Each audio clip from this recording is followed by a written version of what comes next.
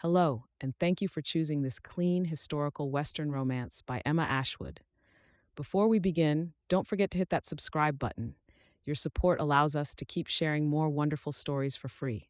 So grab a cozy spot, kick back, and let this story whisk you away to a different time and place. Enjoy. Copyright Emma Ashwood. A Bride Called Christmas by Emma Ashwood. Prologue. New York City, 25th December, 1862. It was early hours of Christmas Day when Sister Alice, a young nun from the orphanage, opened the front door to collect the milk from the milkman who would arrive imminently. She had her hands full with jugs, a pail, and jars, ready for the milkman to fill them from his milk can. She had been surprised to see a little bundle of blankets inside a basket on the doorstep. She had glanced up and down the street to see if anyone was around who might have left the parcel, and to check whether the milkman was in sight. She could see no one. She had quietly put the jugs, pail, and jars down on the concrete steps beside the parcel and made to pick up the blankets when she noticed them move. She had stopped in her tracks and stared in wonder.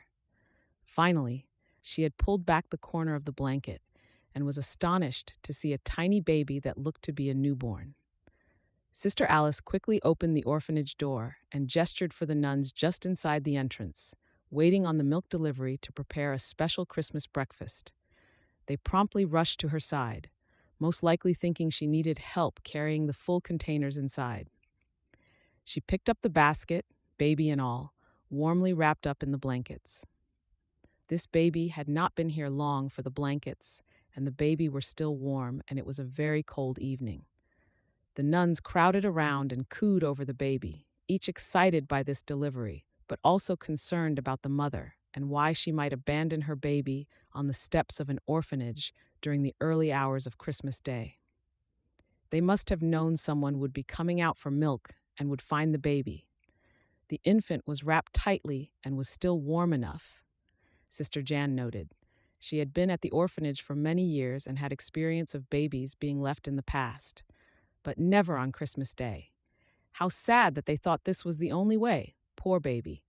And poor mommy, Sister Alice commented, with tears in her eyes as she cuddled the baby close to her chest. Let's get them inside. It is so cold out here. The mother will be long gone now. We will never know who she was, I'm sure, Sister Jan said sadly. They all huddled inside and closed the door behind them, blocking out the cold air, waiting for the milkman's delivery, all but forgotten now. Sister Alice placed the basket on the large table in the warm kitchen. She pulled back the blankets, and a nun took them off to be laundered. She held the baby in her arms and rocked her gently. The baby did not cry even once, although she was now awake. She was clearly newly born, with remnants of the blood from the birth still evident on their head. "There's a note," Sister Jan exclaimed, and the nuns excitedly encouraged her to read it out loud. "Please look after my baby, Faith. I am not able to. Thank you." "So we have a name. Hello, baby Faith," Sister Alice had said to the baby girl in her arms. "And being Christmas Day, we shall have to name her Faith Christmas." Chapter 1. New York City, 25th of December, 1880. The doors of the orphanage opened, and Faith Christmas emerged from within as she had many times over the last 18 years. This time was tinged with sadness, as this was to be the last time. Sister Alice hugged her tightly with tears brimming in her gentle, aging blue eyes.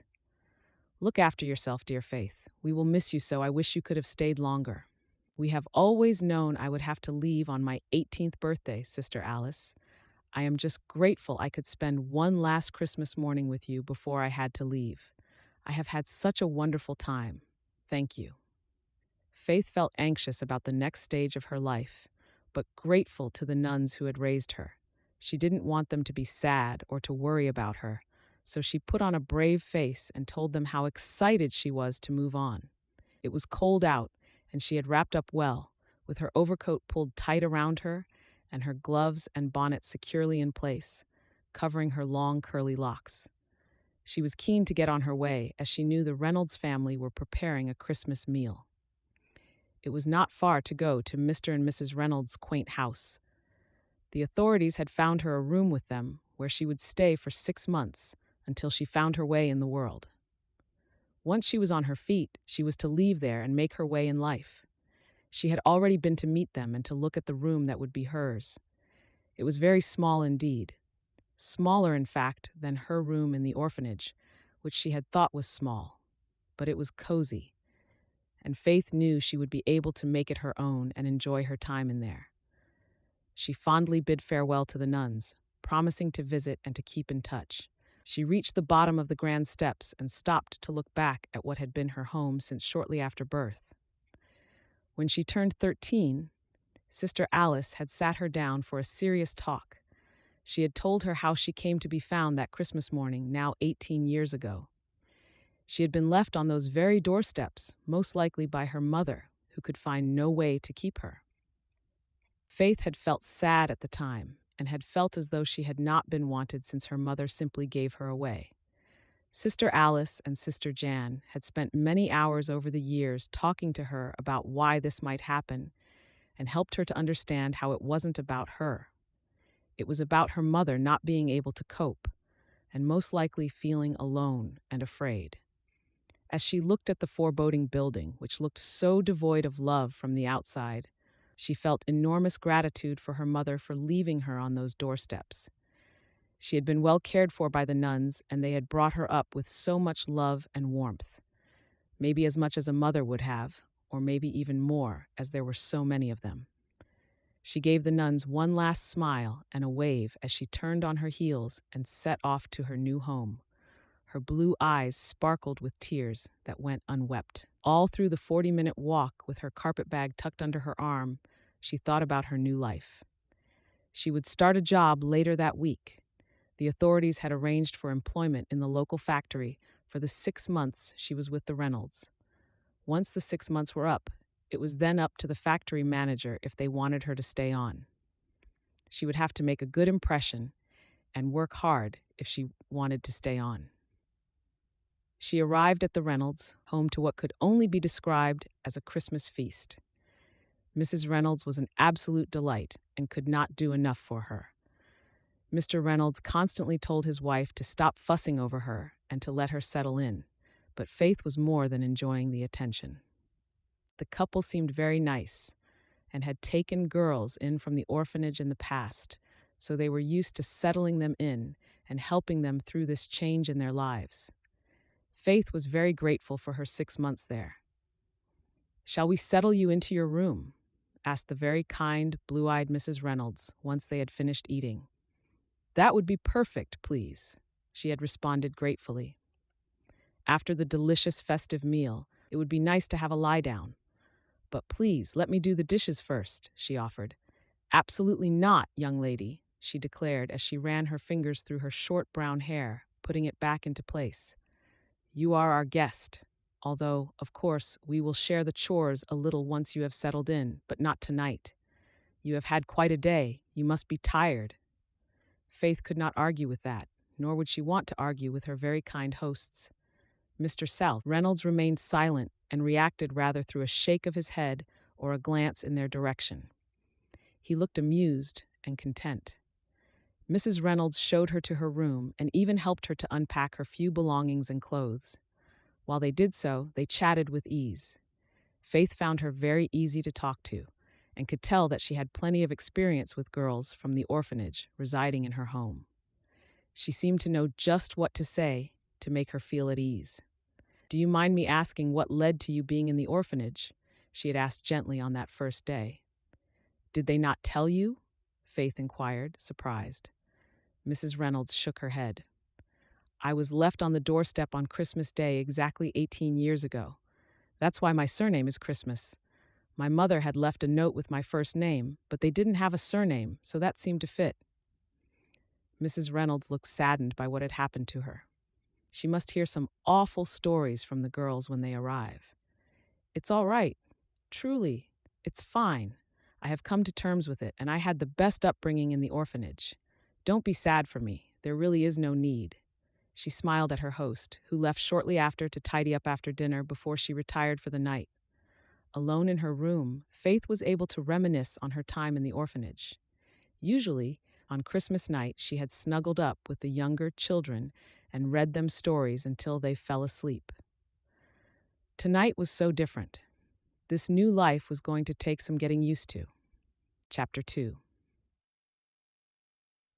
New York City, 2nd of January, 1881. Faith had left the Reynolds house by 7:30 that morning.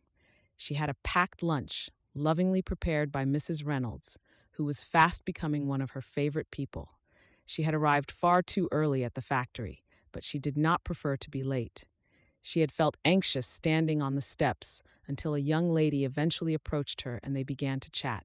Mary Johnson had worked at the factory for a little over 3 months and was the same age as Faith. She was trying to figure out what she wanted to do with her life now that she had left the security of her parents' home. The pair struck up a firm friendship from the very first moment. Mary and Faith could not look more different. Mary was tall, slim, and elegant, with long brown wavy hair, olive-colored skin, and chestnut-colored eyes. Such a contrast to Faith's pale complexion, blonde hair, and blue eyes. Mary offered to be the one to show Faith around the factory and explain how to work on the manufacturing belt. They worked together and quickly struck up a pace of work that worked for them and satisfied the expected targets. At lunchtime on the first day, they sat together to enjoy their packed lunches. Mary had made her own, and it was nowhere near as fancy as the one Mrs. Reynolds had prepared for Faith, so they shared and had somewhat of a picnic. "I just know I don't want to work here for the rest of my life," Mary announced quietly to Faith, to ensure no one around them heard her revelation. "I mean, it's not very exciting, is it?" Faith shrugged her shoulders. She had only been there half a day by that time and was grateful for the work. "It's all right so far," she offered up, hoping her newfound friend didn't up and leave. I just want more. I always have. My daddy says I'll never be happy with my lot in life. That's why I just had to get out of there and make my own way as soon as I turned 18. All he does is nag at me. He says it's for my own good. But," she trailed off, giving Faith a knowing look, which of course she did not and could not understand. "I don't know who my father is, or my mother." A stunned Mary gawped back at her, clearly regretting her previous words. "I was left at the orphanage when I was born, so I have never met them. I lived in the orphanage without parents until last week, when I turned 18. She gave her friend time to think this through, and hoped she would think twice before complaining about her parents worrying about her and caring for her. "Faith, I am so sorry. You must think me insensitive. I love my parents, of course I do. I always will. It's just that I am an adult now and want to live my own life." Mary's eyes had filled with tears, just as Mrs. Reynolds had when they had spoken about her start in life. "Hey, don't worry, I'm at peace with it all.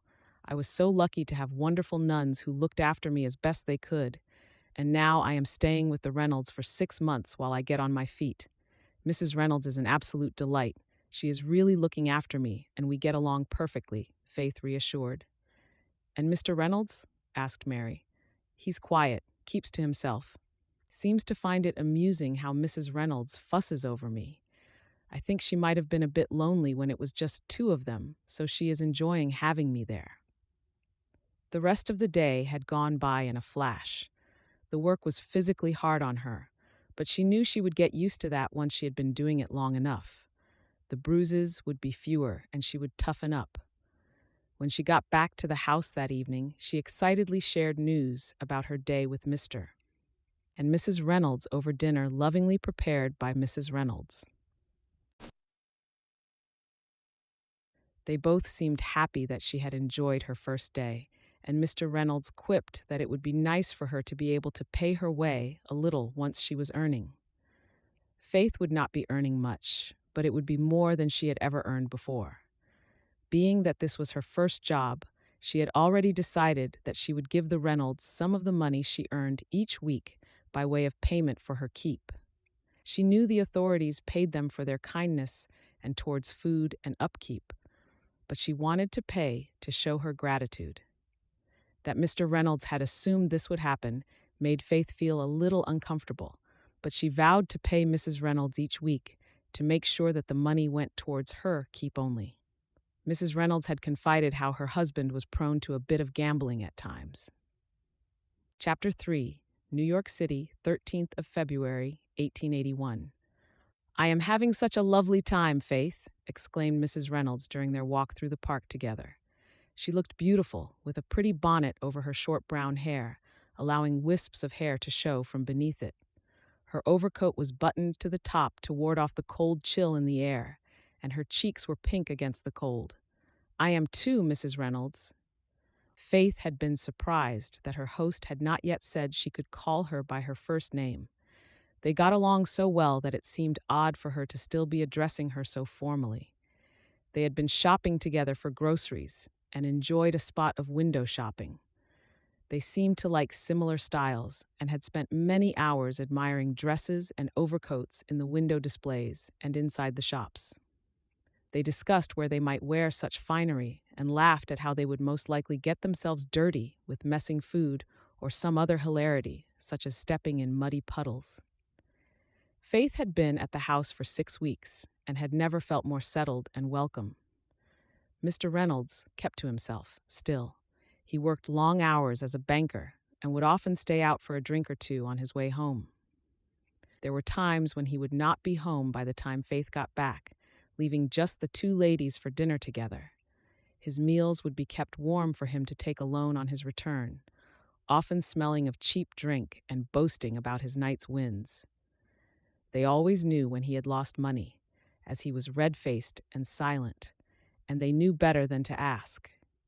You know, I've never spent any time with the previous girls who stayed with us from the orphanage. They had always been too busy with their own lives, Mrs. Reynolds admitted, which made Faith feel sad as she clearly needed and enjoyed the company. I do hope I am not keeping you from anything, dear Faith. Oh, not at all. I enjoy our Saturday stroll into town and wandering around the shops. It has become my favorite day of the week, and I only have one friend, Mary, who I see every day during the week, so I really have nothing I would rather be doing. I am glad to have you to spend time with, too, she reassured genuinely, squeezing the older lady's hand. Faith wondered silently again why Mr. and Mrs. Reynolds had never had children of their own. She didn't want to pry, but she thought Mrs. Reynolds would have made the perfect mother to a lucky child or two. They obviously had not been blessed on that front, for whatever reason. As they entered the house, Mrs. Reynolds rolled her eyes and smiled at Faith in a mock gesture. Mr. Reynolds was snoring loudly in his chair, his protruding stomach rising and falling with each heavy breath, and his receding, mousy brown, graying hair falling over his forehead. He was a small man, but he had a presence about him that made you believe you should not upset him. They crept past him, knowing from the accompanying smell that he had been for a drink or two. They knew better than to wake him from his slumber, so they did what they often did on a Saturday afternoon and drank tea in the kitchen, chatting quietly before they prepared dinner together. Faith thanked the Lord for her good fortune to be placed in this home with Mrs. Reynolds. She was acutely aware, though, that the clock was ticking, and she would need to leave on the 25th of June. She needed to come up with a plan before then. Chapter 4. New York City, 19th of March, 1881. Faith had noticed a few changes in Mr. Reynolds over the previous weeks. At times, she caught him staring at her. At first, he would look away, clearly embarrassed at being caught, but more recently, he had continued to stare unashamedly. On occasion, she had noticed a dark look in his eyes whenever he looked her up and down. He had once implied that he had been following her home from work one day when he described the route she and Mary had taken. He had told her he liked to watch her, and when she had appeared horrified by this statement, he had reminded her of his responsibility to the authorities and how it was his duty to keep an eye on her. Another time, he had allowed his fingers to brush over her waist when they had been out in public together. She had frozen at this cold gesture, but to impact it all the more, he dared to place his hand fully around her waist, holding her as though they were wed, right behind his wife's back as she was placing her order with the butcher. Faith did not know why he had started to tag along on their Saturday outings, but she hoped he would stop soon. She didn't know what to do. She couldn't tell the ever-sweet Mrs. Reynolds, for she would be devastated, but it was making her feel uncomfortable in their home. That very morning, Faith was getting dressed, having just fastened the top button on the back of her dress when Mr. Reynolds sauntered into her bedroom, unannounced. She had been startled, yelped, and instinctively covered the front of her body with her arms, much to his amusement. "What are you trying to hide?" "Nothing I haven't seen already," he had sneered at her. "Mr. Reynolds, can I help you?" she had asked nervously. "Oh, don't worry your pretty little brain. I was just passing by and thought I would look in on you. I have to look after you, you know." His brown teeth protruded when he smiled at her. "Whatever is going on in here?" Mrs. Reynolds asked, standing in the doorway. She must have heard Faith's cries. Faith felt bad for Mrs. Reynolds and hoped she would not be angry at her. She had never once encouraged him to enter her room. "Nothing is going on," he bellowed at her. "I thought she had gone to work already. I am simply here to fill the coal bucket for her return for the evening," he stated. The three were silent for a moment. Faith didn't believe his story, for it had changed in the instant his wife had appeared. He could have told her that immediately, but he hadn't. He had enjoyed her discomfort. She looked to Mrs. Reynolds, who was clearly thinking it through. "Get out of my way, woman. I have things to do." He barged past her and through the doorway, followed promptly by his wife, who glanced back with an unsure smile on her pretty but worried face. Faith had left for work, but had been unable to get the incident out of her mind throughout the day. Her friend noticed something was not quite right, and on their walk home from work, Mary suggested they stop by the park for a sit-down and chat. She agreed, cautiously looking around her for any sign of Mr. Reynolds watching in secret. "What's going on, Faith? You have not been yourself for some time now. Are you all right?" asked Mary, concern etched prominently over her youthful features. Faith tried to tell her what was happening at the Reynolds house and how she felt uneasy around Mr. Reynolds. She felt silly as the words left her mouth, feeling ungrateful and disloyal. Her friend listened calmly. "You have to get yourself out of there, Faith," she declared when she had finished talking. "I have heard of this so many times before, and it can only end badly. He has a yearning for you, and he won't stop until he gets what he wants," she warned. A shudder rippled down Faith's spine. "But I have nowhere to go," she admitted weakly. "Well then, you had better keep your distance until you find somewhere to go.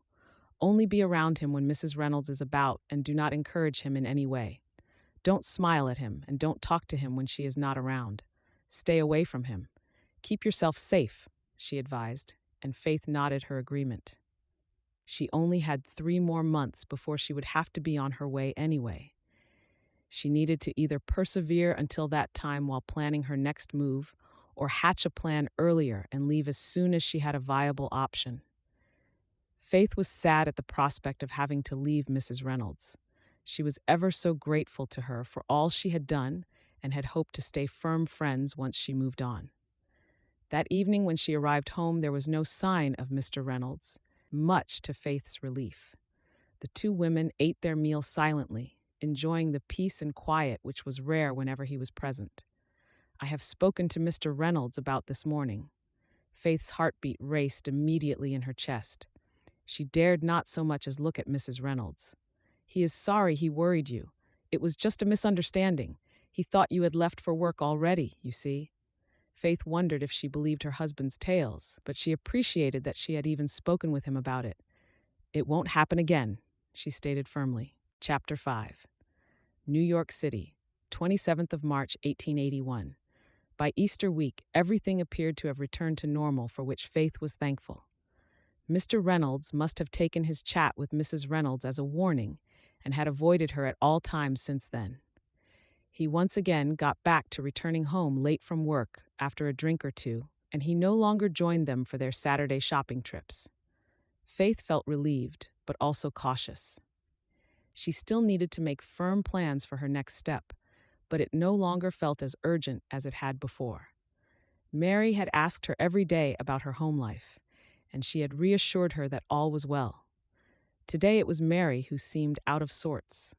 At lunchtime, when Faith asked her friend if she was all right, she had said they would talk after work.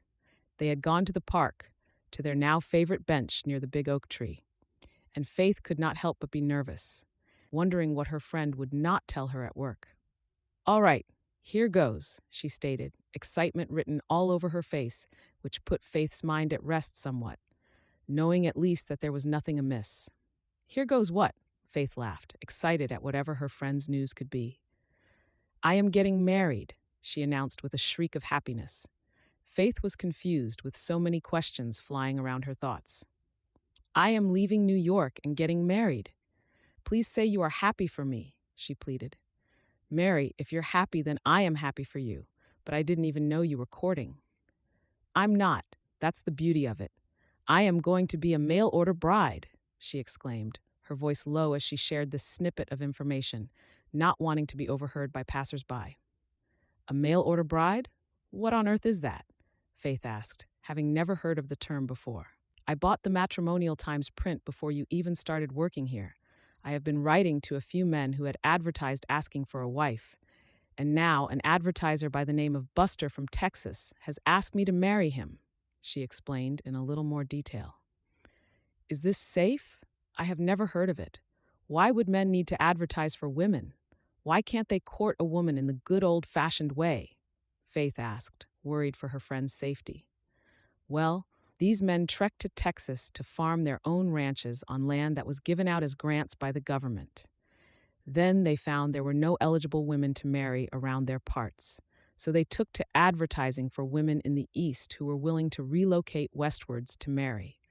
I had a friend who did it, and she is happily married and living with a wealthy rancher. It's perfect for me. Her excitement was tangible, and Faith could not help but get caught up in the moment. When will you go? She asked, sad to have to see her friend leave. Not until the summer. He has to sort certain matters out first on the ranch, and I have to see out my work here, but then I shall go. But don't you want to meet someone, fall in love, and start a family in the way it has always been done? You haven't even met this man. What if you don't like him? What if he has lied about who he is? Faith asked cautiously, why would he do that? You and your imagination, she responded, rather unkindly. Faith could tell from her reaction that she expected Faith as her friend to be on board with her decision and to be just as excited. While she made the effort to be just that, she could not help but be apprehensive. I will miss you, Faith said sadly.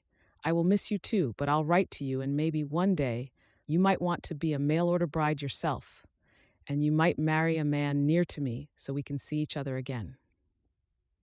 And with that, her friend jumped to her feet, explaining she needed to get back, thrust a newspaper into her hands, and skipped off. Faith unfurled the paper, seeing the title as the Matrimonial Times. She felt ashamed and embarrassed to have this on her person. She folded it quickly and pushed it into her carpet bag. When she arrived home that evening, Mrs. Reynolds was eagerly waiting and immediately set about getting her seated with a cup of tea. Once settled, with dinner cooking on the stove, Mrs. Reynolds explained that the authorities had been to see her that day, and she did not have to leave on the 25th of June after all. They had granted her an extension to stay until Christmas Day. Isn't it wonderful news? Exclaimed Mrs. Reynolds. Faith nodded her agreement, trying to look more enthused than she felt. She might have been safe from Mr. Reynolds over the last 10 days or so, but that didn't mean she would be forever. Her friend's words of warning echoed in her mind. He won't stop until he gets what he wants. Yes, it is. Thank you for applying for me, she replied gratefully. At least this meant there was no longer a need to rush. As long as Mr. Reynolds could keep his hands to himself, this could be perfect for her. It's not me you need to thank, actually. It was Mr. Reynolds who requested the extension. I think it was by way of apology for his little indiscretion. She smiled at Faith. Faith was doubtful that Mrs. Reynolds was right about his motivation, but she resolved to continue as they had over the last 10 days and strive to avoid each other. Chapter 6. New York City, 7th of April, 1881. After a long and tiring day at work, Faith had wanted nothing more than to have her dinner and retire to her room. But when she got home, she was faced with an upset Mrs. Reynolds. Her mother had taken poorly, and she needed to go across town to visit with her and make sure she was comfortable. She had waited for Faith as she needed her to finish dinner for herself and Mr. Reynolds. Don't worry at all. I will have it all ready. You just go and get your mother sorted. I do hope she gets better soon, Faith reassured as she ushered Mrs. Reynolds out of the door. Faith recognized again that Mrs. Reynolds was always doing something for someone else, never for herself. She doubted she had ever met anyone as selfless, except for the nuns, of course, who had committed to this as a way of life. She had really grown to love the lady of the house over the almost 4 months. She prepared the dinner quietly. The house was silent, which she usually enjoyed, but now felt eerie. Once the chicken, vegetables, and potatoes were cooked, she began to plate the meals. She was hopeful she could put Mr. Reynolds' plate in the oven and eat hers alone while the man of the house took his meal when he returned. The sound of the door opening put pay to that wish. She felt her whole body tense as she waited for him to make an appearance in the kitchen. "Where's my wife?" he boomed when he laid eyes on her. She had to leave to care for her mother. She said she will be back soon. Faith made up the last part, hoping it would put him off any funny business. If she waited to tell you that, then she has not been long gone. She won't be back for a long time yet. He smiled at her, and her stomach turned to knots. "Dinner is ready," she stated, ignoring his veiled threat. "Do you want it in there on your lap?" she asked, hoping he would say yes so she would not have to sit with him. "No, I think I'll sit with you at the table. It's nice to have a change, isn't it?" The expression on his face made her blood run cold. She had no option but to eat with him. She laid their plates at opposite ends of the table, aiming for them to be as far away from each other as possible, which was no mean feat in this small kitchen. She ate silently, struggling to allow the food down her constricted throat as she prayed for him to finish eating so that they could go their separate ways. Faith felt something touch her leg. She glanced across at Mr. Reynolds, only to be faced with a look of delight as his outstretched bare foot made its way up her long skirt and to her knee. She retreated off of her chair and grabbed her plate. She threw the remains into the waste bin and began to fill the sink so that she could wash the dishes. All the while, she held her breath and tried to listen for any movement around her. She hoped this rejection had been enough to ward him off. She heard his chair scrape back on the wooden floor. She froze. He was standing directly behind her when he threw his plate into the water with such force that it splashed up at Faith. Then he placed both his hands on her waist. He stood at her height, being short for a man, leaving him at eye level with her. She could feel his stale breath on her ear. Before Faith could think what to do next, he lunged at her and tried to kiss her neck, his arms darting around her waist to hold her in place. Faith instinctively shouted no and threw an elbow back, hitting him in the stomach and knocking the air right out of him. He fell to the floor with a growl. She rushed to the door of the kitchen, eager to flee as soon as she could. "Get back here," he shouted after her as he stumbled to get to his feet. "I will get what I want. You will see, young lady. And if you know what's good for you, you won't say a word to that woman. She will never believe you anyway." Faith ran up to her room and shut herself in. She quickly wedged the wooden chair against the door handle in her room to prevent access from the outside. She hoped. She lay down on the bed and cried. She had never felt so violated in all her life. She had always been safe and secure when she lived with the nuns. They had never had men visit, and certainly none who would act in this manner. After what seemed like an age, she could hear Mr. Reynolds snoring in his chair. She silently crept downstairs and finished washing the dishes and clearing the kitchen. She did not want to risk upsetting Mrs. Reynolds further when she already had her poorly mother to worry about. To her relief, he slept right through, and she was back up in her barricaded room before there was any sound of movement from the other room. Sadine, Chapter 7. New York City, 8th of April, 1881. Faith up and left the house without breakfast that morning. She didn't want to face Mrs. Reynolds, let alone risk running into Mr. Reynolds. She had barely slept a wink, thoughts of what happened whirring around in her brain, and his threats making her shudder. Mary had been right. He was not going to give up. She managed to get through to lunchtime before telling her friend what had happened the previous night. She was relieved Mary had not yet left for Texas, but she was acutely aware that she only had months until she left to be married. Her friend was enraged at what that man had done to her. She told her she should leave that house immediately. "But where will I go?" Faith echoed her previous concerns. "There is no room with me, especially as I'm packing, and I've already given my notice, so they have new people moving in as soon as I've left. There must be a way," stated Mary, worried for her friend's safety. "I couldn't afford it anyway, Mary. There is no hope. I will have to stay and keep trying to avoid him. Poor Mrs. Reynolds is such a darling as well. She doesn't deserve this." Tears streamed down her face, raising the attention of some of her colleagues who nonetheless did not approach them or ask after the reason for her tears. "Where's the paper?" Mary asked a confused-looking Faith. "The Matrimonial Times," she whispered. "I gave it to you." "I haven't even looked at it," Faith stated, rather defensively. "Listen," stated Mary. "There are worse things in life than meeting a man in this way and agreeing to marry by correspondence. It could be the rescue plan you need." I just couldn't. Not without meeting the man first. But you can talk with them as much as you like before you agree to it. You can really get to know each other through your letters. And you only need to accept once you both feel comfortable with each other and happy that it could work. What have you got to lose?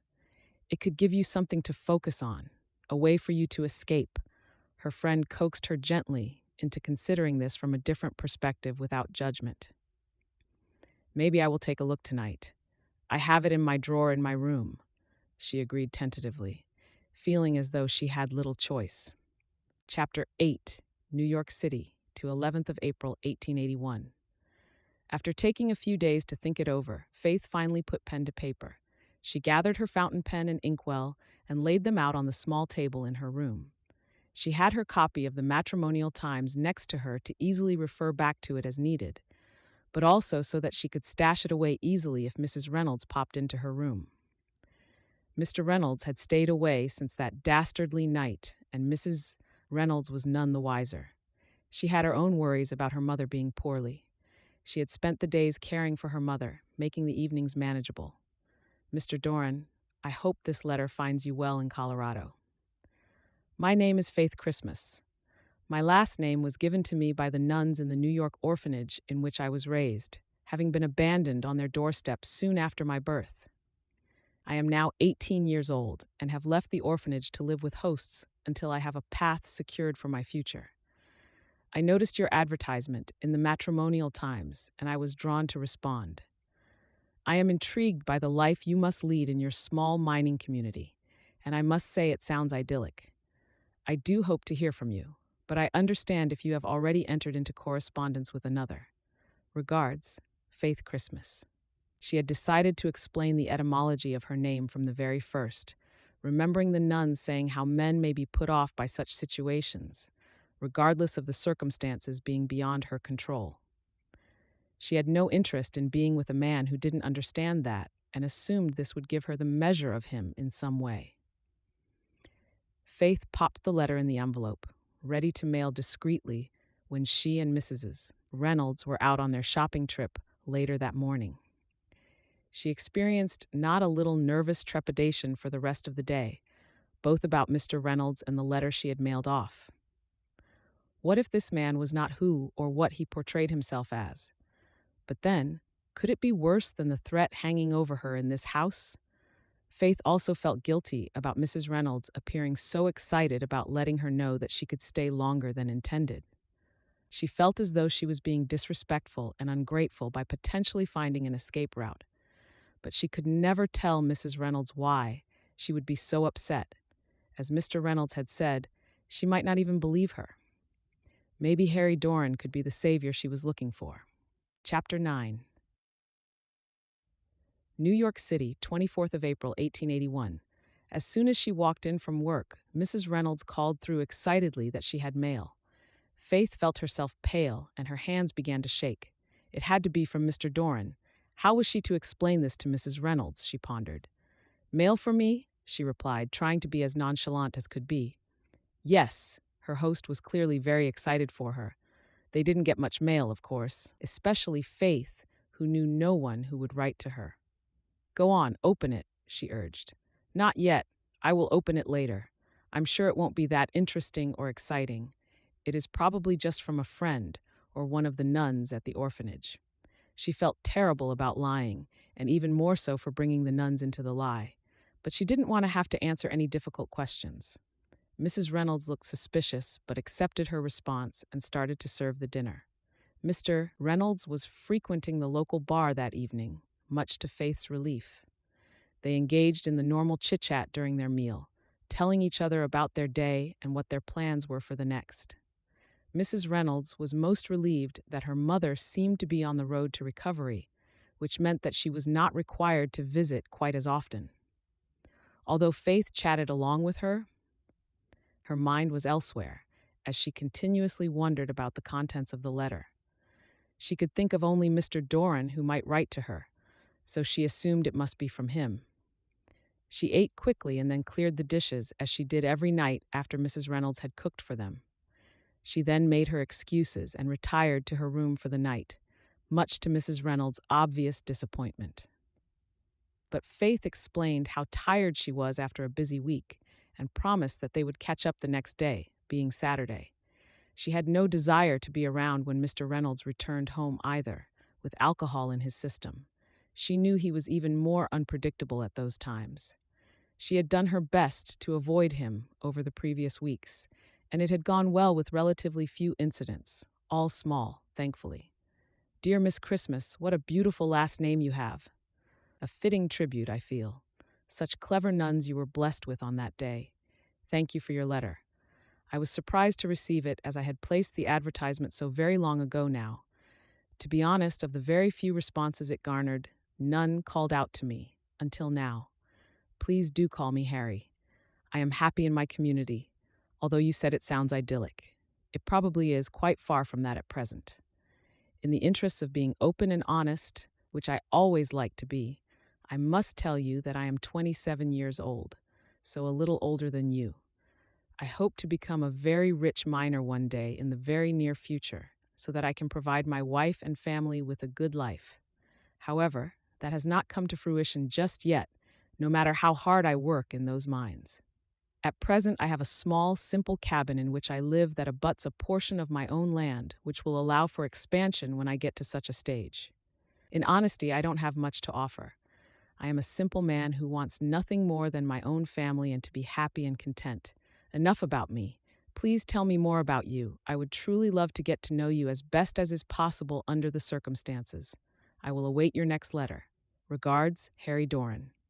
Faith could not believe her eyes. She read his letter over and over. He sounded like a dream, and what he described as probably not idyllic sounded even more so when he played it down. She loved and appreciated his honesty and openness. Could it be possible to find a husband and fall in love in this way, she wondered. She did not want to wait too long to find out. With her heart beating almost out of her chest, she set out her paper and pen and sat down at her table. She would write him and be able to mail the letter the following day when she went into town with Mrs. Reynolds. "Dear Mr. Doran, Harry, thank you for your correspondence. My heart skipped a beat when it arrived, and I truly enjoyed reading about your life. You might not think so, but it still sounds simply perfect to me. I, too, am a person who does not need much in life, but who does value honesty above all else. It sounds as though we might have plenty in common. Maybe I should describe myself. I am quite short, slim, and have long blonde hair, which is far too curly and gets in the way rather too often. It can sometimes look a little unruly, but I do try to keep it in order. I enjoy being outside and taking walks, and I love nothing more than talking to good friends. My best friend, Mary, is in fact heading off to Texas to marry in just a few months. I will miss her so. But the lady who hosts me and with whom I lodge is ever so nice and kind, and we chat a great deal, so I'm sure she will keep me occupied. Anyway, I don't want to bore you with too much information about me. I would love to know more about you. If I am to call you Harry, you must call me Faith. Regards, Faith." Chapter 10, New York City, 20th of June, 1881. "I can't believe you are actually going," Faith cried to her dear friend Mary. I know, it seems to have come around really fast, but I have to go. I have to make a go of my life. You know I do, and I hope you manage to do the same, Faith, she replied, tears brimming in her brown eyes. I don't know, Mary. Harry and I have been corresponding for a while now, and I think we get along well. I so look forward to his letters. But so far, there is no mention of him wanting me there or any talk of proposals, she said sadly. She and Harry had been getting to know each other and must have told each other everything they could by this point. And yet, he had not asked to take their relationship to the next stage. Maybe she just wasn't marriage material. Maybe her mother leaving her on the doorsteps of the orphanage all those years ago was an indicator of how her life would be, alone and lonely. Don't be silly. He will ask soon. You wait and see. He would be insane not to. You two sound like you are perfect for each other, Mary exclaimed. Never mind that. Let's focus on you, she replied with a shrug of her petite shoulders. Have you got everything you need? Yes, for the 1000th time. Yes. Mary laughed at Faith being way too organized and fretful. I just want to make sure you will be fair well enough. You have a long journey ahead of you before you get to Texas, Faith retorted. I know and I love you for it. But yes, I do have everything I need. I promise I will write to you as soon as I am settled. Now give me a hug. The two girls embraced, and Mary picked up her large bag and bundled it onto the train, following it closely on board. Faith watched from the platform as she got herself settled into her compartment for the trip. The whistle blew just as Mary sat down and turned to wave. The girls waved to each other until each was well out of sight. As she watched the train vanish from view, that now familiar feeling of trepidation ran through Faith's blood. What she hadn't told her friend before she left was that she had to push the drawers against her door the previous night, since the wooden chair would no longer suffice. Mr. Reynolds had proved too strong, despite his short and stout stature. Mrs. Reynolds had been called out to her mother again, and Faith knew this could spell trouble. Thankfully, dinner was over, and so she had rushed up to her room before Mrs. Reynolds left. When Mr. Reynolds had come knocking a short while later, she had stayed silent, hoping he thought she was already asleep. She had heard him trying the door handle and then pushing the door, his force building as he tried desperately to get in. Faith had lay still, holding her breath, terrified of what would happen should he gain entry.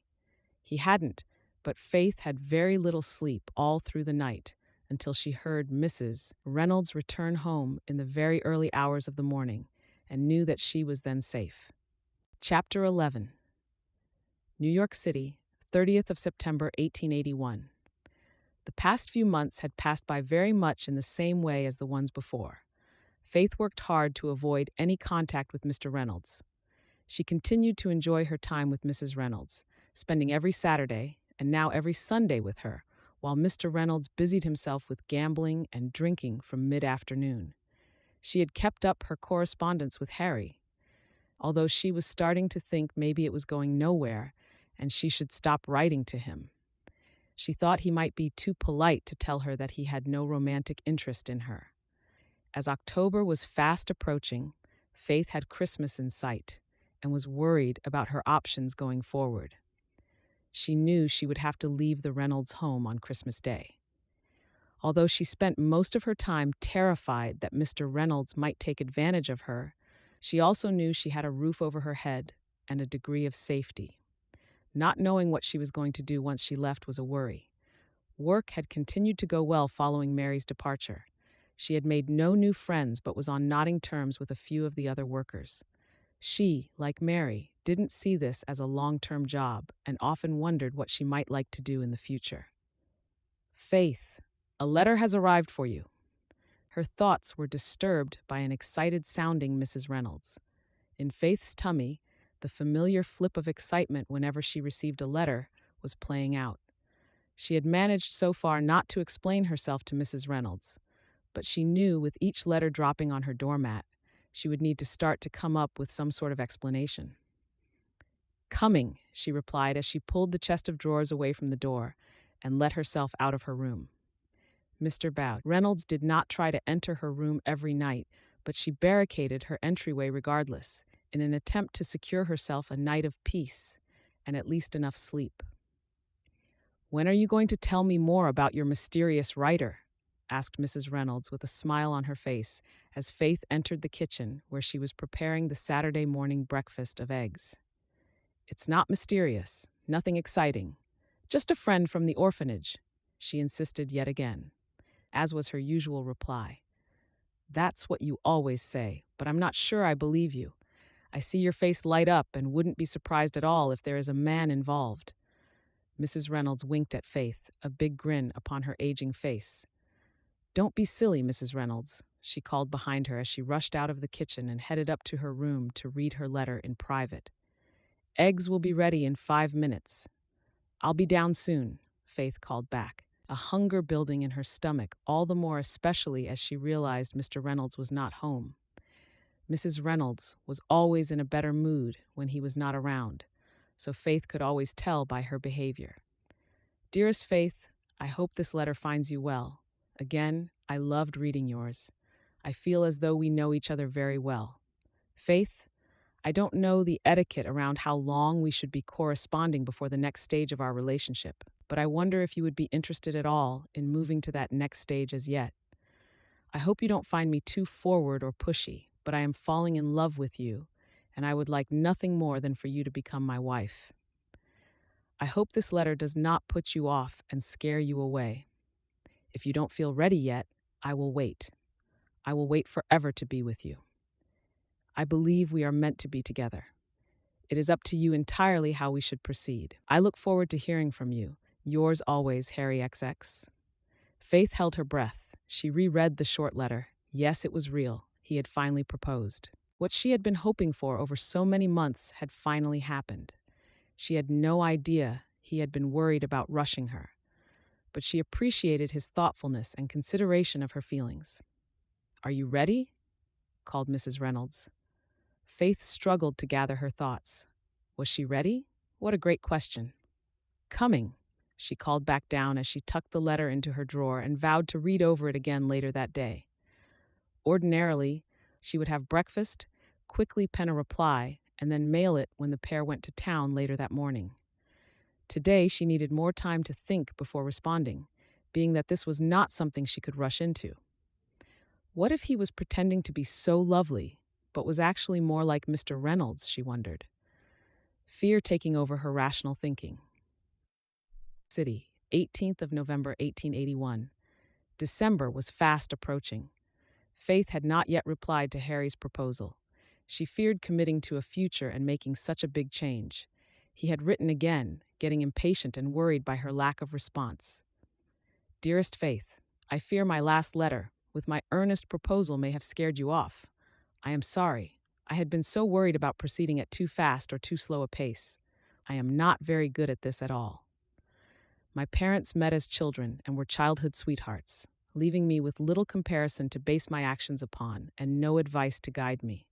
What I do know is that I will be sad forever if I have somehow ruined my opportunity with you. My heart is saddened by your lack of response. Every day I pray that your letter will arrive, but as yet to no avail. I hope you are well, and I would love to hear from you. Yours always, Harry XX." She felt guilty about her part in causing him so much emotional turmoil, simply because she couldn't make her mind up and trust her instincts. Deep down, she knew he was a good man and that he had told her nothing but the truth. But her fear that he might be at all similar to Mr. Reynolds prevented her from taking that next brave step. The truth was that she had replied to his letter many times. However, she had always destroyed her letters and could never build up the courage to mail any, either accepting or rejecting the proposal. She had received a few letters from Mary, who had been disappointed by her husband. On meeting, she had found him quite different from what he had said in his letters. He was considerably older and not as wealthy as he had said. But Mary said he was kind and considerate, and so she had married him as planned and had committed to making the most of the situation. She had explained that she was not yet happy, but she was working towards it. She wanted Faith to keep her dreams alive and not let Mary's experience put her off from becoming a mail-order bride. Faith knew, though, that if she traveled all that way to marry Harry and found him unlike the character he had portrayed, She could never stay with him. The one thing she could not abide was liars, and she would not be able to spend the rest of her life with one. More than once over the past week, Faith had been tempted to discuss the proposal with Mrs. Reynolds. She wondered if a fresh perspective and a new opinion might help her to come to a decision and to put Harry out of his misery. He needed to know where he stood. But she had changed her mind at the last moment, fearful that Mrs. Reynolds would think her mad for writing to a stranger and considering. Chapter 13. New York City, 4th of December, 1881. Faith arrived home to an empty house. She had finally decided that she was going to accept Harry's offer of marriage. She was grateful to be home alone, as this meant she could write her letter in the comfort of the kitchen rather than on her rickety chair upstairs. The table in her room threatened to fall apart every time she sat down at it to write a letter. She gathered her fountain pen and paper from her room and returned to the kitchen with them. Once she was comfortable, she set about writing the letter that would change her life forever. Dearest Harry, I can only apologize for my tardiness in replying. I have penned so many letters of response, but have thrown them away without mailing any, lacking the confidence to believe that you could love and want me. Please don't think that you have rushed me in any way. You have been nothing but kind, honest, and considerate of my feelings. I really don't mean to use the married couple with whom I lodge as an excuse of any sort. While the woman of the house is kind to me and has become my friend, her husband has been less than gentlemanly, and I now fear that all men might be much like him. But I know I shouldn't tar all men with the same brush, and I know in my heart that you would never treat me badly. So, Harry, if it's not too late, I would like to accept your offer of marriage and travel to you as soon as possible. I will eagerly await your response. Yours always, Faith XX. She nodded her satisfaction at her final decision and placed the letter in the envelope, sealed it, and addressed it neatly. She allowed herself a few minutes to daydream about her new life, and while deep in thought, failed to detect the movement behind her. Faith felt hands close around her body. She was pinned to the chair, unable to move her arms, and frozen to the spot. Before she even heard his voice, she knew it was him. I wouldn't say a word if I was you. Stay quiet, and you will be safe. If you don't, you will regret it. Mr. Reynolds sneered into her ear. Faith was nauseated by his breath on her. I knew if I waited long enough, you would believe you were all alone, and I could get what we've always known, I would eventually. Faith found him surprisingly strong as he lifted her off her chair and into a standing position. He pushed her to the kitchen floor, and she couldn't help but scream. His response was to slap her hard across the face. Fear ran through her body as he loomed over her. He knelt in front of her and reached under her skirts. She was filled with terror and had no idea what to do. Without thinking, Faith put out a hand and grabbed the nearest object that came to hand. She gripped the heavy pan, lifted it as high as she could with hands shaking, and hit him over the head with all the force she could muster. He slumped to the ground immediately, his hand falling free of her skirt. Faith stared at him, unsure what to do. He showed no sign of movement. She was terrified that he would regain consciousness and come after her again. She was also terrified that he might not. After what seemed like an eternity in which he did not move, Faith knew for certain that she had killed him. Faith began to cry as she stood and brushed her skirts down. She knew no one would believe her version of the events. He was a respected member of the community, a man who took in adults liberated from the orphanages to help them transition to the next stage of life. He could surely hurt no one. She would hang for this. She took a moment to think before rushing up the stairs to pack a bag. She carefully ensured she had all of Harry's letters, wanting to be certain that she could not be traced through them. She went. She made sure to collect every penny of her savings from the drawer next to her bed. She quickly struggled into her coat and rushed down the stairs, where she was forced to acknowledge Mr. Reynolds' corpse yet again. He had not moved. She was sure now that he was dead. She stepped around him silently and carefully, collecting the letter to Harry off the table as she did so, and stuffed it into her bag. She rushed through the house and out the door and fled to the train station. Faith kept up her pace, alternating between a walk and a run until she reached the train station in town. She had no idea when the next train was due, but she knew that she needed to be far away from that house, from the scene of the crime. Her hands shook as the realization sank in that she had murdered Mr. Reynolds. He was a bad man, but he surely didn't deserve that. She felt awful for Mrs. Reynolds, who could be getting home at any time to find her husband lifeless on the floor. It cost her almost every penny she had to buy the train ticket, but it would be worth every penny. She had 3 hours to wait, which was a little frustrating until she realized how fortunate she was that there was a train that day. She walked the concourse, forwards and backward, fearful of a policeman stopping her in her tracks before she even got on to the train. She checked the time on the big clock in the train station. She knew Mrs. Reynolds would have arrived home by now. She felt sick at the thought of her finding her husband in such an awful way. She suspected she would have gone to Faith's room to find that she had packed a bag and left. She would surely have called the police by now. Mrs. Reynolds would know that she had killed her husband. Faith was overwhelmed with guilt and struggled to catch her breath. Mrs. Reynolds seemed to live in blissful ignorance of her husband's faults, knowing nothing about his ways.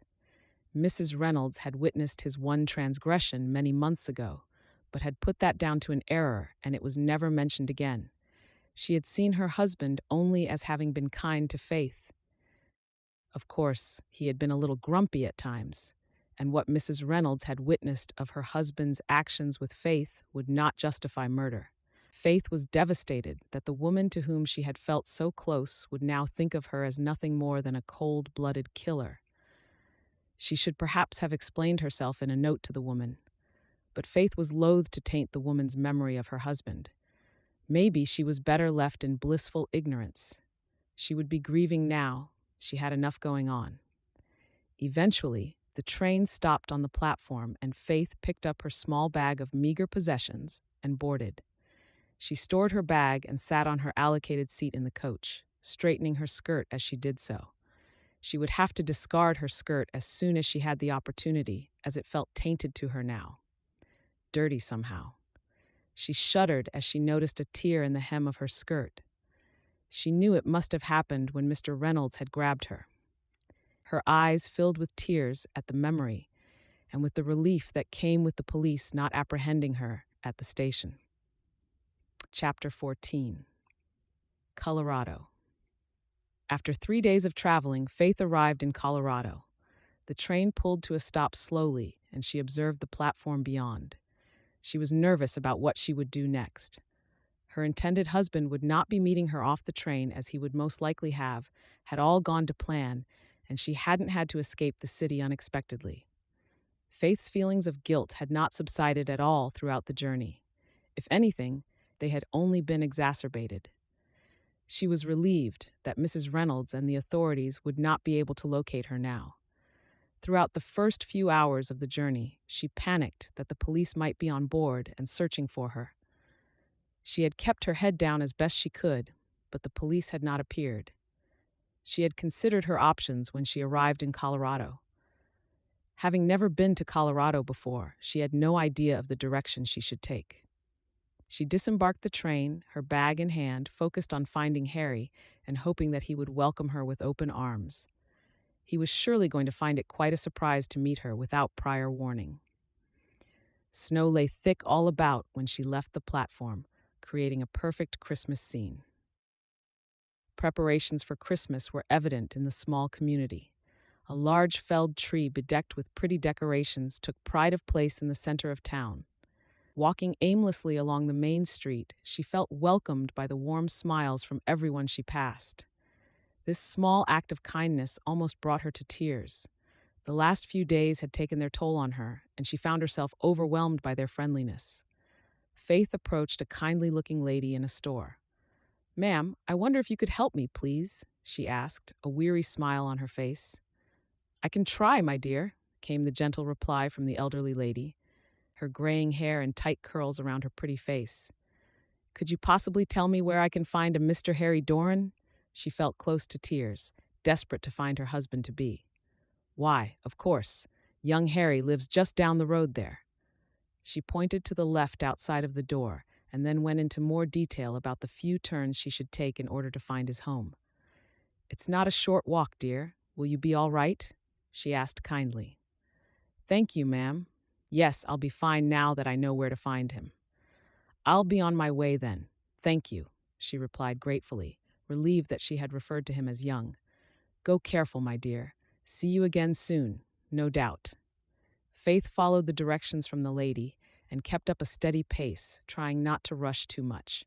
It would not do to present herself all hot and sweaty to the man who had proposed marriage. She lost her way more than once and found herself retracing her steps to find a different route. She was pleased that the train had arrived early in the morning, giving her the benefit of daylight in which to find her way. The kindly lady had told her that his would be the first house she would come to. She hadn't passed any yet and was eagerly anticipating the first sight of her new home. She remembered him mentioning in his letters how his house was a little run down and in need of fixing. She turned a corner and stumbled upon his humble home, affected by the first splattering of snow. It certainly was in a poor state, and it was very small, as he had described. The house was exactly as she had expected. She was not concerned with its appearance. These were all things they could change over time. Faith approached the door and knocked as loudly as she could. She stood with nervous anticipation, and after a few moments, she knocked again. Her feet ached, and she struggled to stand with ease. She walked around the perimeter of the house in the hopes of finding any sign of him, but he was not there. She waited on his doorstep, standing at first, but soon resorted to sitting when her legs proved too weary after the walk and the stress of her journey. She had no idea how long she had been there. She had no real idea of time. The snow fell gently, but not enough to stick, for which she was grateful. But the December air soon took its toll on her as she started to feel the cold. Finally, he arrived, dirty after a day in the mine, and surprised to find a stranger on his doorstep. Faith was taken aback by the handsome man. Tall with broad shoulders, dark brown hair, and kindly brown eyes, he was all she had hoped he would be. "Oh, hello, ma'am. Can I help you?" he asked with genuine interest and care showing in his eyes. Faith was smitten with him from the first moment. "Mr. Doran? Harry?" she asked in a croaky, tired voice. "Yes," he answered, intrigued. "I'm Faith. We have been writing for a while now. Faith Christmas." She suddenly felt very silly. What if he had been writing to others? What if he had already married while she was wasting time not replying to him? She need not worry. A huge smile opened his face. "Faith, I would have met you off the train if I had known," he exclaimed as he opened his door and invited her inside. He was clearly stunned by her presence. "I'm sorry. I should have written earlier," she replied, tears filling her eyes and threatening to spill over her pale cheeks. "It's not a problem at all," he reassured. "Please, sit. Make yourself comfortable. You look frozen. Let me get you a hot drink. Coffee all right?" he asked kindly as a lone tear escaped and slid off her chin. She wiped it quickly, but she knew that he had seen it. She nodded her head in acceptance of coffee. Once they had their drinks, they sat together at the small kitchen table on the only two wooden chairs. Faith had gathered her emotions and was more able to control herself. "I am sorry for not replying. I was just so scared that you might not be who you said you were. It all sounded too good to be true," she tried to explain. "I understand. Please don't worry. I had almost given up hope. I can't believe you are here," he exclaimed as he sipped his hot coffee. "I would have made more of an effort," he joked as he gestured to his clothes. "Don't be silly. I forgot you would be working." "How long were you here before I arrived?" he asked. "To be honest, I have no idea. I got off the train and asked a kind lady in the store if she could point me in the direction of your house. It took me a while to get here. I got a little lost a few times, so I lost all track of time." The conversation felt a little stifled. It was hard work, but she guessed that was inevitable since she had just turned up unannounced. "You know, under the circumstances, we really should be married today. Staying under the same roof together is a little improper, and I, unfortunately, don't have the money to put you up in town," he explained. "But it's getting late, and I think maybe we should wait a while until you feel more comfortable, and you know I am who I say I am. What is the rush, after all? When we have the rest of our lives together, you will have my bedroom, and I will sleep in the chair in front of the fire. Oh no, Harry. I could not possibly put you out in such a way, she exclaimed as she inwardly marveled at his gentlemanly offer. He appeared to be most considerate. Nonsense. I've slept on that chair many times before. It's perfectly comfortable, he conceded with a smile upon his chiseled, weather-beaten face. Chapter 15, Colorado, 10th of December, 1881. Faith had spent the first few days making the cabin a little more presentable. Harry had said she was more than welcome to do whatever she wanted to make the house a home.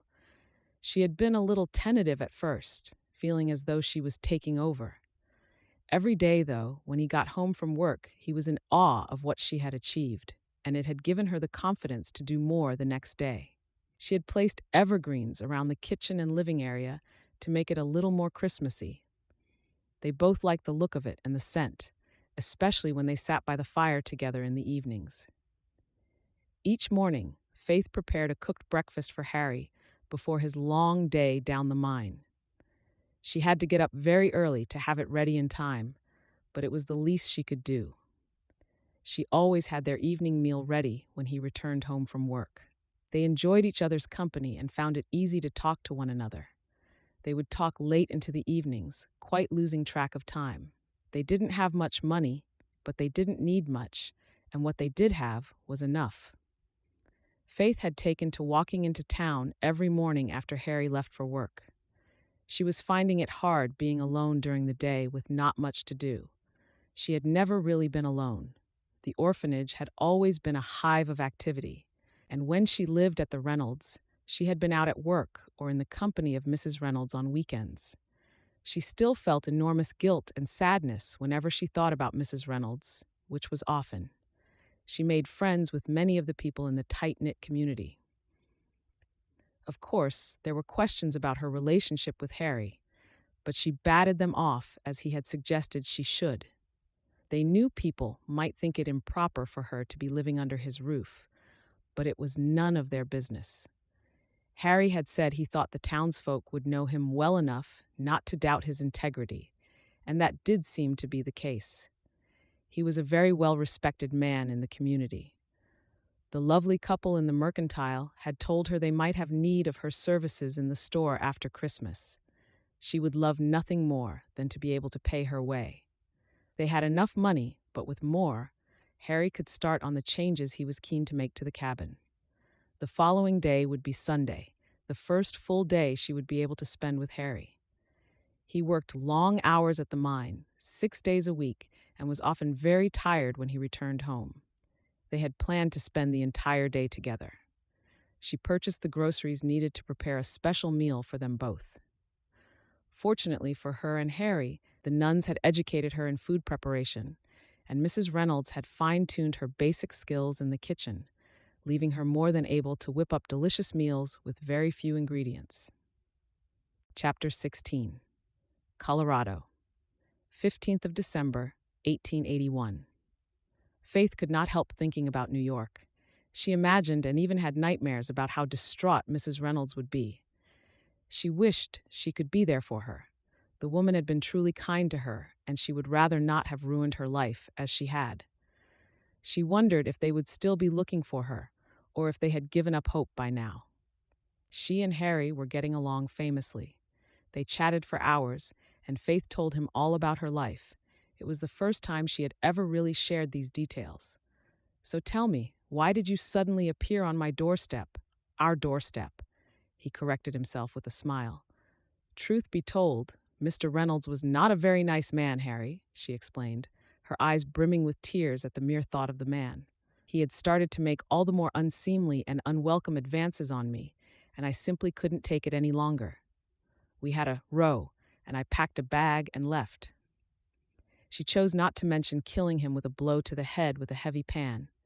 She had no will to find out his response to such an admission, nor did she wish to burden him with this detail. He had reached across the table and gently taken hold of her hand. "I am sorry you went through that. No wonder you had doubts about the honesty of men," he remembered. I can assure you, we are not all like that at all, he promised earnestly. I know you are not. You are kind and honest, and I could not be happier. Thank you for welcoming me into your life, Harry, she replied as she gently squeezed his fingers. They had then eaten their dinner in comfortable silence, each deep in thought. Shall we go for a walk after dinner? He had asked. I know it's cold, but it's dry and the snow has stopped for now. She knew he would appreciate the fresh air after being down the mine, so although she didn't really fancy it after walking to and from town that day, she agreed wholeheartedly. He helped her to tidy away and wash the dishes after dinner, although she had tried to insist that she would see to that every evening since he worked hard enough for them. He was eager to help around the house and did not want her to feel that all the chores were her duty. She loved that he was so thoughtful and considerate. They dressed in their winter outdoor clothing in a bid to protect themselves against the elements. Christmas was fast approaching, and they were both looking forward to spending a few days together, which they chatted about when they began their walk. They had a fairly vast piece of land that they hoped to one day use to its full potential. When they arrived at the bench at the opposite end of the field to the house, Harry pulled out the blanket they always brought with them on their walks. He placed it on the bench and patted it to let Faith know she was free to sit. She did so, pulling her overcoat tightly around her. They looked at the glow of their home in the distance, with the smoke filtering from the chimney, he promising a warm welcome when they returned. He placed his strong arm around her shoulders. You know, Faith, I have never been as happy as I am now. He smiled down into her glowing eyes. Work has always been a great distraction from normal life for me. Now, I just want to get home each day. I don't want to be at the mine any longer than I have to be. I can't wait for the day when we have our ranch up and running and I can be with you always. Faith's heart felt ready to burst from her chest. She knew exactly what he meant, and she felt the same. Each minute away from him felt like an hour. She had never believed she could feel this way. We should marry, she announced, taking them both by surprise. He jumped to his feet and executed an impromptu, happy dance on the spot, and she laughed. Really? Do you really mean it? He asked, kneeling in front of her and looking into her eyes. I do mean it. Yes, you have made me a very happy woman, Harry. I love being around you, and I miss you when you are not around. Our future excites me, and I don't want to wait any longer for it to begin, she declared honestly. I will make the arrangements. I bet I can have us wed this Sunday, or maybe even Saturday if I can make the time around work, he suggested hopefully. Actually, Harry, if it suits you, I would really like for us to marry on Christmas Day. It's only 10 days away, and it seems fitting that I give up my last name of Christmas on that day. I hope that makes sense. Of course it does. It sounds perfect. Let me see what I can arrange. I will make it happen, for you, my love. He very gently moved towards Faith and kissed her. The kiss was the most beautiful and gentle gesture imaginable, on her cheek that was pink from the cold. Chapter 17, Colorado, 20th of December, 1881. Dearest Mary, I am sorry for the delay in writing to you. So much has happened. I have so much to tell you. But first, I hope you are well, and life is starting to improve with your husband. I truly wish you happiness. You asked me to keep going with my dreams. Well, where to begin? After Mr. Reynolds attacked me quite unexpectedly, I hit him over the head, and I had to flee. I fear I may have killed him, so I packed a bag and ran away. I ran straight into the arms of a certain Mr. Doran. Oh, Mary, he is just perfect. He is everything I could wish for. Kind, gentle, thoughtful, and patient. After staying with him for a few weeks during which he slept on the chair and gave up his bed to me, I agreed to marry him, and we will be wed on Christmas Day. What better day to be rid of my last name than that? I so wish you could be here with us, but I doubt my letter will even get to you by then. Anyway, I have enclosed my address and hope to hear from you soon. Your friend always, Faith XX. Chapter 18, Colorado, 24th of December, 1881. There was much to do in preparation for the following day. They were to have a joint Christmas Day dinner and wedding feast. Faith had been making the plans and sewing her dress out of the material she had been gifted by Mrs. Moore, the lovely lady she had met at the store when she first arrived in town just 3 weeks earlier. She busied herself with baking while Harry was down the mine. They had invited just a few of Harry's friends from the community to join them for their celebration. They all had plans to spend the day with their families and had therefore declined the invitation. Although guests would have been welcome, Faith and Harry had admitted to each other that it would be rather lovely to spend the day alone following the wedding. Harry had indeed been able to secure the small local church, where their vicar was more than happy to perform the ceremony after the morning mass. Faith was sure it could not have been more perfect. In this way, the townsfolk she had already met, and those she hadn't as yet, would already be present in the church following the service to celebrate with them if they so chose. They had their 2 witnesses ready, so they knew they would certainly not be alone. They had chosen Mr. and Mrs. Arthur from the mercantile. The industrious couple had offered Faith employment after Christmas, and they had been very generous in the lead-up to the wedding, with goods they would need. Christmas Eve fell on Sunday, as it happened. Fortuitous for the happy couple, as this meant Harry was not working, and they would have 3 days together, falling before and after their wedding day. Harry was adding final touches of evergreen to the higher parts of the room, as Foth had requested, and she was kneading the bread for the big day. There was a knock on the door.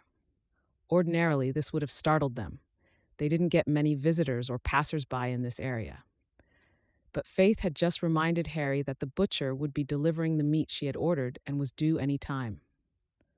Harry was up the ladder, reaching to place the garland where she wanted it. She was laughing at his reach, reminding him to be careful and to move the ladder if he needed to.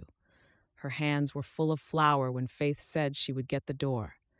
As she opened the door, her blood went cold, and the spatula fell to the floor. Mrs. Reynolds, Chapter 19. Mrs. Reynolds carried a large bag and wore a neutral look on her face. Faith had the inclination to just run, but with nowhere to go, she found herself also rooted to the spot. She was horrified to be face to face with her erstwhile guardian. Her mind took her back to the awful day on which she had confronted her attacker and led to him taking his last breath. "Who is it?" asked Harry from behind her as he climbed off the steps. "Faith? Are you all right?" He was soon by her side. Faith couldn't speak. She was at a loss for words as she looked from Harry to Mrs. Reynolds. Harry also looked at Mrs. Reynolds with a frown. "Can we help you?" Harry asked the visitor, a welcoming smile on his face. "Hello, Mr. Doran. I presume I am Mrs. Reynolds." Her voice was shaky as she spoke. Harry again looked at Faith. He knew that name. He knew this must be the lady with whom she had lived before she came to him, the wife of the man who had treated her unkindly. Faith glanced behind Mrs. Reynolds to see whether the police were in tow. There was no sign of the police. "I apologize for turning up unannounced on your doorstep, Mr. Doran. I really need to speak with Faith if possible. I have matters I need to explain, but there is no need at all for Faith to worry." "Please don't worry, Faith," she directed her words to Faith again. Faith couldn't look at her. He stepped to the side and supported a shocked Faith to move to the side to allow Mrs. Reynolds inside. "Please do come in, Mrs. Reynolds," he invited. Harry guided the 2 ladies to the table and pulled out a chair for each of them, which they both accepted. Faith could not get her thoughts together. Her mind was whirring. She felt as though she might faint. Such was the guilt of killing her husband. She couldn't look at Mrs. Reynolds. He offered Mrs. Reynolds a hot coffee and prepared one for each of them. Faith was relieved that he then chose to stand right behind her with his hand on the back of her chair, close enough to comfort her. She prayed he would not want her to leave once he knew the truth about her. She braced herself for the fallout. "How did you know where to find Faith, Mrs. Reynolds? If you don't mind me asking." Faith said she left very abruptly, but thought she had taken everything with her. She could hear them talking, but wanted them to stop. She pleaded silently for them to stop. "The day after Faith left, a letter arrived for her," she explained calmly. "It was from you, Mr. Doran. I apologize for opening it, but I needed to understand where Faith had gone. Your address was in the letter." "You never got that letter?" he asked Faith, quite surprised. I assumed you had received it before you came all this way. He gently stroked her shoulder, next to where his hand lay on the back of the chair. I never got it, she managed to say, her voice croaky and sounding like it didn't belong to her. You know, people tried to tell me about my husband in the past, but I never listened. I never believed them. I thought them jealous or vindictive or even deluded. Faith finally looked up into Mrs. Reynolds's face, into her eyes, which brimmed with tears. I'm sorry, she managed to say. She hated herself for taking the woman's husband. You have nothing to be sorry for, child, she blurted out. I wish you had told me. I would have believed you. I will always believe you. A tear slipped down her cheek. So, you know Mr. Reynolds was not all he made out to be? Asked Harry as gently as he could. I do know, and I am sorry. I wish I had known before I invited you into my home. She sobbed as Harry handed her a handkerchief, and she accepted it eagerly. I found a fragment of your skirt when I got home that day. It was underneath the kitchen table. I knew you wouldn't have been so careless as to rip your clothing, and you certainly wouldn't have left a piece behind had you known. I knew then that he had been up to no good. He had been doing to you what others said he had done to them. I'm sorry, Faith. I hope he didn't hurt you. Can you ever forgive me? She asked, reaching out for the young lady's hand. Faith accepted her hand willingly. You have nothing to apologize for. You are not responsible for your husband's behavior, she stated, gaining strength as it became apparent that Mrs. Reynolds was not as furious at her as she had expected. He is a sorry waste of a man. I have done what I should have done many years ago and left him, she announced. Faith gasped and stared across the table at her. She looked up at Harry, then back to Mrs. Reynolds. What is it, dear? Mrs. Reynolds asked. Mr. Reynolds is alive? She asked, her voice wavering. She had been so convinced she had killed him. Yes, of course, dear. He is fine. He always is. He had a sore head for a few days from that blow with the pan, but he deserved it, and I applaud you for it, and it gave me hope that you got away before anything got too out of hand. Faith was stunned and could only manage to nod her agreement. Thank you for helping me to finally see what he is. Now I finally know the truth about my husband. I can be free of him and live my own life the way I want to. The two ladies cried together and told each other how much they cared for one another. Faith was relieved of the guilt she had carried over the past few weeks since leaving New York. She knew Harry would have questions for her later, but now that she knew Mr. Reynolds was alive and well, she would be better able to explain. Chapter 19. Mrs. Reynolds helped Faith prepare the evening meal that they had all eaten together. Harry sat on the chair he had brought in from beside the fireplace so that all three could sit at the table together. His chair was a little lower, but that was of little concern as they enjoyed the delicious meal. Faith found it as easy as ever to speak to Mrs. Reynolds, and they chatted with ease. They avoided any conversation about Mr. Reynolds, agreeing it best not to mention him over the meal. Harry joined in the chat and took the opportunity to get to know Mrs. Reynolds. With dinner over, Harry cleared the plates and left the two ladies to chat while he got the extra blanket out. Why don't you two ladies go for a walk? He suggested, offering Faith the blanket with a wink of his eye. Oh, Harry, I have so much to do, Faith protested, even though the thought of a walk appealed to her. A good walk could always clear away the cobwebs. Never mind that. I can look after it all. He relayed what he knew needed to be done that evening. Well, it sure sounds as though Harry has got it all in hand, stated Mrs. Reynolds as she looked at Faith. It would be good to have some time together. I have something else I would like to talk to you about, she said with hope in her eyes. Well then, how can I say no? She smiled at Mrs. Reynolds as she accepted the blanket from Harry, and the two ladies rose from the table and donned their overcoats. The snow had started to fall again, and this time the ground was dry, leaving the snow to stick. Maybe it would be a white Christmas after all, and a white wedding. The two ladies took the same route Harry and Faith had walked so often since her arrival. When they reached the bench, Faith laid out the blanket and indicated for Mrs. Reynolds to sit. They then huddled on the bench, enjoying the view of the house in the distance, with the snow gently billowing around them. What was it you wanted to talk to me about? Faith asked, brushing snow from her cheek. I wanted to tell you a story about me from a long time ago, Mrs. Reynolds said before taking a deep breath and saying, when I was just 17 years old, I fell pregnant. Oh, goodness, was it against your will? Faith asked, thinking back to Mr. Reynolds' behavior. No, dear, it was love. I fell in love with a handsome man. A rogue, some would say. He promised me the earth and told me I meant everything to him. Then, when he had had his way with me and got me in the family way, he disappeared, as if into thin air, never to be seen again. I was alone, 17 and pregnant. She paused and took in a deep, cold breath. Don't you rush. Go at your own pace, Faith reassured her. My parents were so ashamed of me. They made me hide the pregnancy. At first, I had to wear clothes a size too big, but when it was impossible to hide my growing stomach, I had to stay indoors. They would not let me out of the house. They wouldn't let me out of their sight. Every day, they told me how wicked I was and how this baby would be ruined by me. Tears started to fall from her eyes as she spoke. Faith noticed how they created smudges on her overcoat where the snow had started to form. That's terrible, Mrs. Reynolds. What happened? Faith asked, taking the lady's hand in her own. I gave birth on my own, with just a disgusted doctor getting me through it. My parents entered the room straight after while I was holding my baby in my tired arms. My father demanded I solve this problem. He instructed me to get rid of the baby, or they would not let me stay in their home, and they would no longer consider me as their daughter.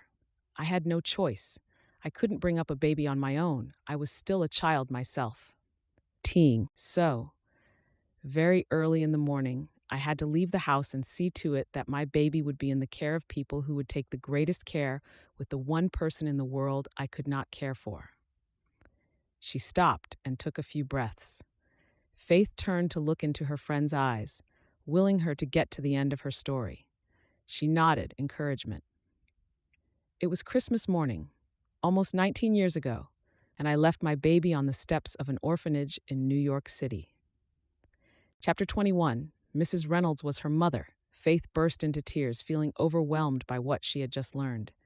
Mrs. Reynolds put her head down and averted her eyes from Faith as though shame still tore away at her, instilled by her parents. She swiftly went through a range of emotions. She was shocked, so shocked. She had never expected to find her mother. She was also relieved and happy. She finally had a mother, and she was a woman she had already grown to love. Faith also felt great sadness for Mrs. Reynolds, her mother, for what she had gone through and how she must have felt, pulled away from her child in that way. It was becoming very cold as the snow fell heavier and closed in around them. Come, let's go back to the house, Faith suggested as she got to her feet and held her hands out to help her mother up from the bench.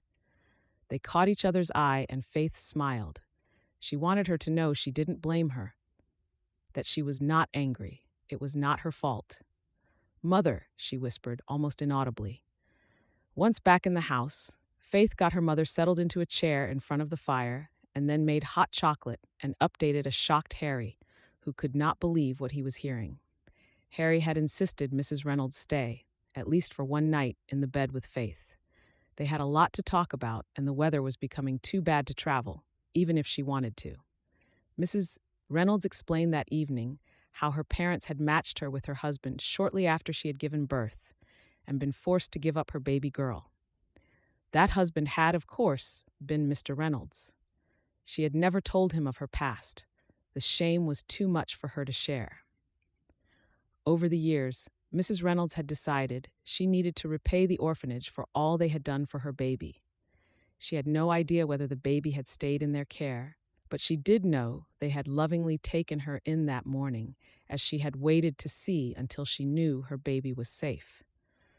They lived fairly close to the orphanage, and she had convinced Mr. Reynolds to allow her to arrange with the authorities to be a host house for 18-year-olds leaving the orphanage until they were on their feet.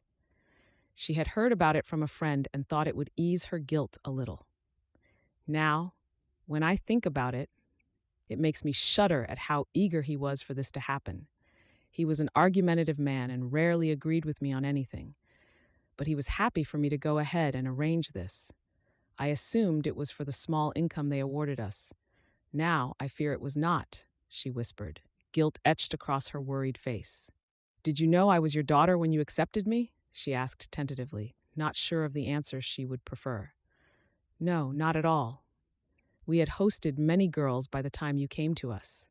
At first, it had been all I could think of, and I quizzed them when they arrived to ascertain whether any of them could be mine. Obviously, none ever were. With you, I realized when you told me about being left on the steps on Christmas Day. Her eyes filled with tears again. The three spoke late into the night. With so much to catch up on, they had an awful lot to say. Faith struggled to get her head around what she had learned, but also could not believe her luck, that her mother was her dear friend with whom she had grown so close.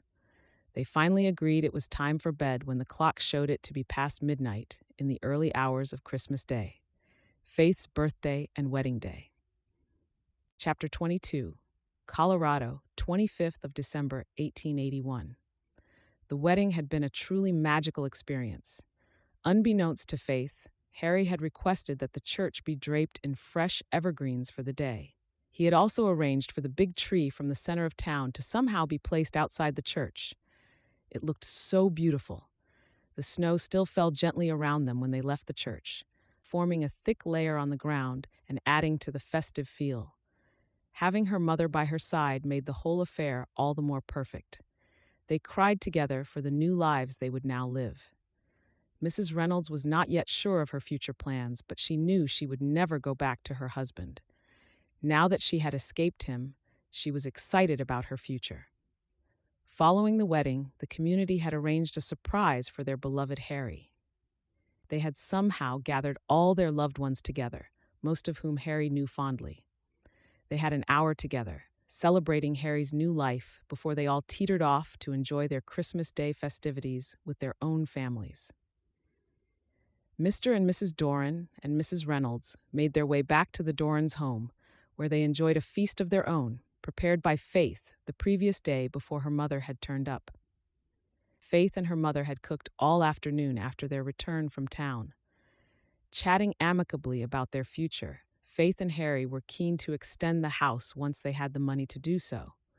Thanks to the funds Faith would bring in from the job she was to start after Christmas, this was more than achievable. Harry insisted Faith's mother stay with them for as long as she wanted.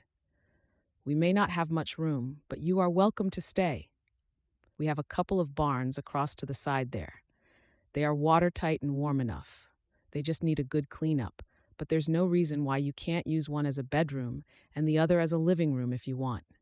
We are not going to use them anytime soon. Mrs. Reynolds had readily accepted the very kind offer, much to Faith's delight. She had missed far too many years with her mother, and they had some catching up to do. As it happens, I have money of my own. So, I insist on helping with renovating the buildings as you see fit, Faith's mother beamed. You have money? Faith asked. Yes, of course. In the early years, I worked too. It was only when I started taking in the girls from the orphanage that I stopped working and looked after you ladies instead. I always kept a little money from my pay from the factory for a rainy day. In truth, it was always in the back of my mind to leave Mr. Reynolds, so I can pay my way now, she declared proudly. And if I want to treat my one and only daughter and her husband, I shall. They knew better than to argue with such a strong and independent woman. Faith embraced her mother fondly. Epilogue. Colorado, 25th of December, 1882.